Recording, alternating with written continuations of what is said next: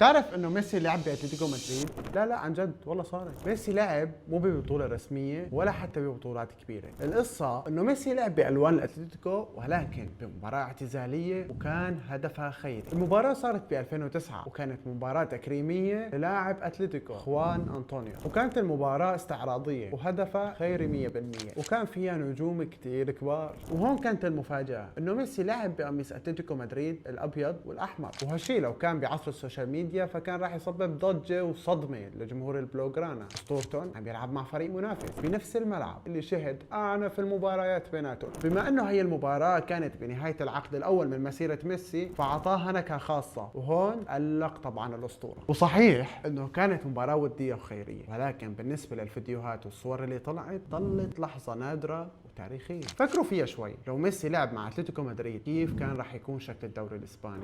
وهلا وصلنا لنهاية قصتنا اليوم بلحظة تاريخية مستحيل تشوفوها غير مرة واحدة بحياة ليونيل ميسي.